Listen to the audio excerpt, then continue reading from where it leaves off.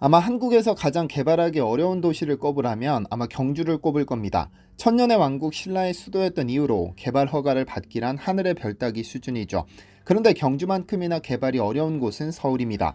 한반도에 존재했던 많은 왕국이 수도로 삼았고, 특히나 가장 최근인 조선왕조가 수도로 삼았기 때문에 그 아래에는 어떤 유물이 얼마나 매장되었는지 확인할 수도 없습니다.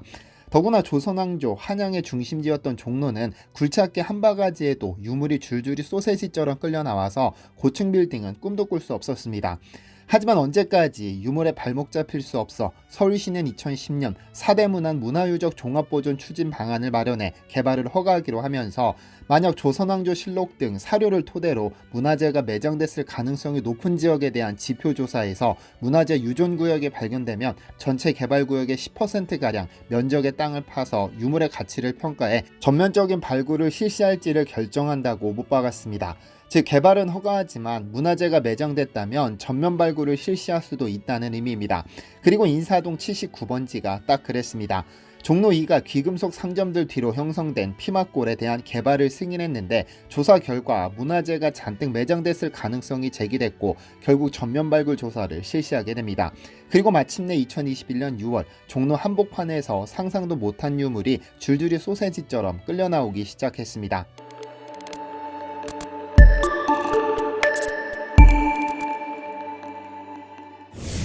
안녕하세요, 디스멘털입니다. 한반도에서 태어난 최고 지식인을 꼽으라면 아마 많은 분들이 선뜻 한 명을 꼽지는 못할 겁니다. 역사를 되돌아보면 기라성 같은 조상들이 많아 한 명을 꼽기에는 망설여지죠. 그런데 한반도 역사상 최고의 발명가를 꼽으라면 아마 많은 분들이 세종대왕을 꼽을 겁니다. 훈민정음, 즉 문자를 주도적으로 창제함으로써 전 세계에서 유일하게 누가 만들었는지, 언제 만들었는지, 어떤 원리로 만들었는지를 알 수 있는 유일한 인물로 기록되어 있습니다. 하지만 훈민정음이라는 압도적인 업적 때문에 오히려 세종대왕은 과소평가되거나 다른 업적이 가려지고는 합니다. 오히려 서양 사람들은 세종대왕을 동양의 레오나르도 다빈치라고 부르는데도 말이죠. 그는 백성의 편의를 위해 늘 고민했고 노력했고 장영실 등의 신하들을 재촉해 새로운 발명품을 내놨습니다. 여러분이 조선시대 농업에 종사하던 농민이라고 상상해 보겠습니다. 이런 상황에서 여러분들이 시간을 제대로 알 수 없다면, 혹은 날짜를 정확히 알 수 없다면 어떨까요?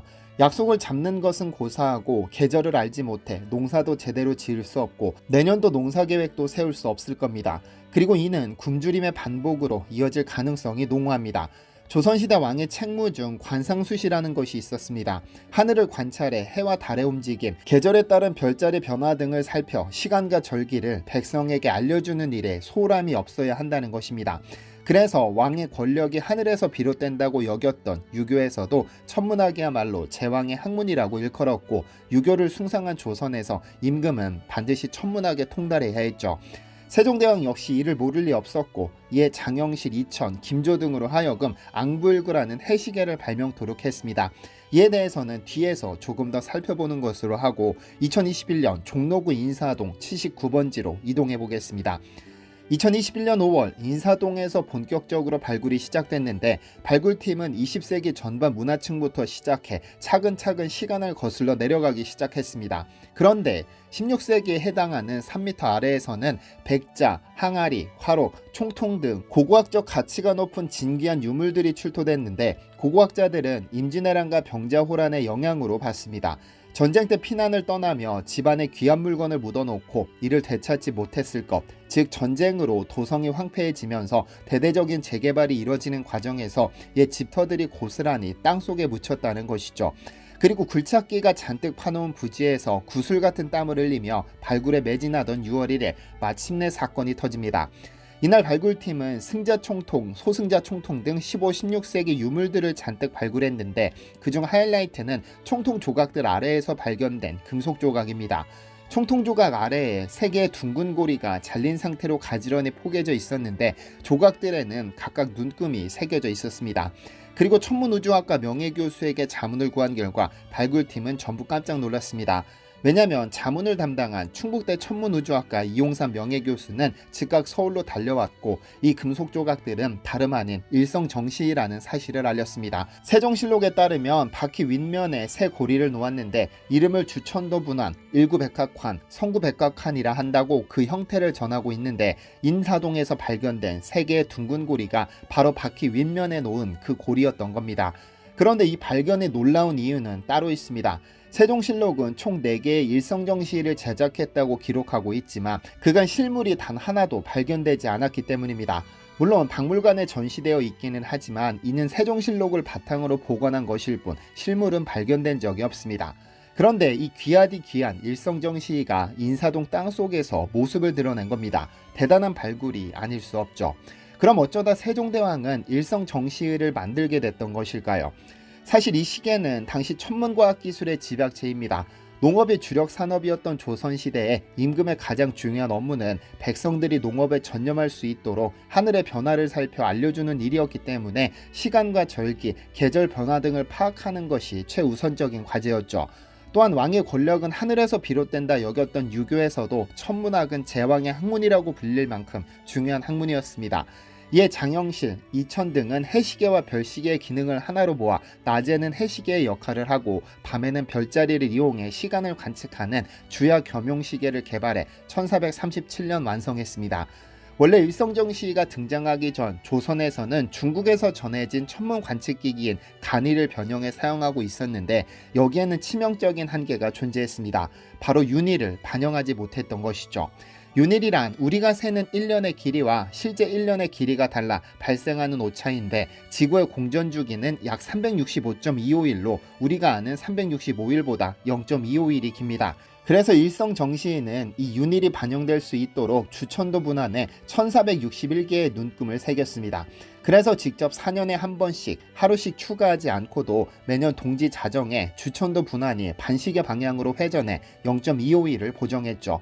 이런 치밀한 계산이 가능하려면 우선 공전주기와 1년이 다르다는 사실을 알아야 하고 이를 해결할 과학적인 분석이 필요하고 365와 4분의 1만큼 정밀한 눈금을 만들 수 있는 세밀함이 필요하고 시계 방향으로 움직이다 매년 동지 자정에 반시계 방향으로 움직일 수 있는 기술력이 필요합니다. 천문학, 과학, 수학 이 모든 기술이 집약된 것이 바로 일성정시이고 영국 캠브리지 대학 교수 조지프 니덤 교수도 서양에도 이런 것은 없었다며 극찬하기도 했습니다. 그런데 사실 일성정시가 태어난 1437년 이전에 세종대왕이 백성들을 위해 해시계를 먼저 고안했습니다. 바로 앙부일구라는 해시계인데요. 지금이 아무렇지 않게 하루 24시간 1년 365일로 알고 있지만 지금과 같이 표준 시간이 없었던 옛날에는 어떻게 시간을 알고 측정했을까요? 바로 해를 통해서였습니다. 하지만 정확한 시간을 알기는 불가능했습니다.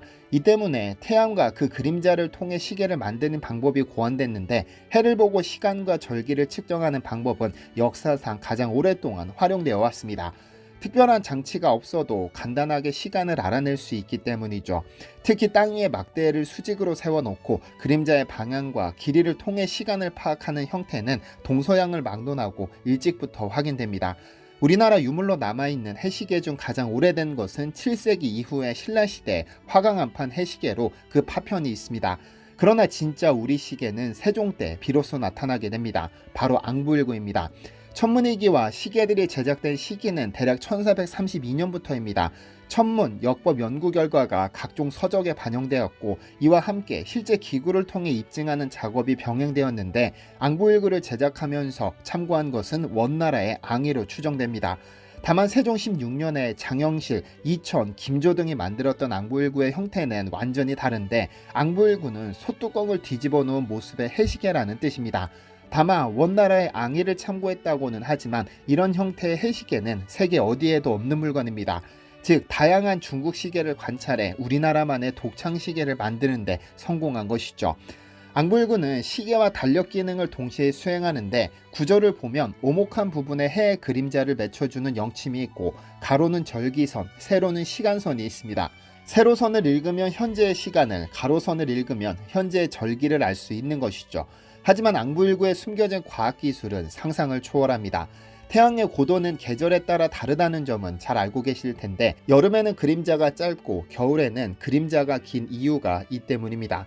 앙부일구는 천구상에서 일정한 주기를 갖고 회전하는 태양의 운행을 완벽하게 재현하는 기구였습니다.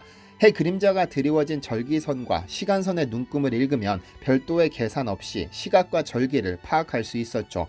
아무래도 조선의 수도는 한양이기 때문에 한양의 위도를 정확하게 측정하고 영침을 한양의 북극고도에 맞췄습니다.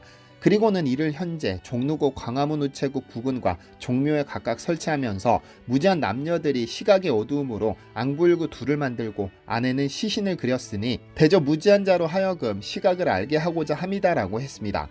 지구가 태양을 중심으로 돈다는 지동설은 폴란드 천문학자 니콜라우스 코페르니쿠스가 1543년에 최초로 주장했는데 앙부일구는 해를 기준으로 시간을 측정합니다. 즉 명확하진 않았더라도 당시 조선 천문학자들은 태양계가 태양 중심이라는 것을 어렴풋이 알고 있었던 것이죠.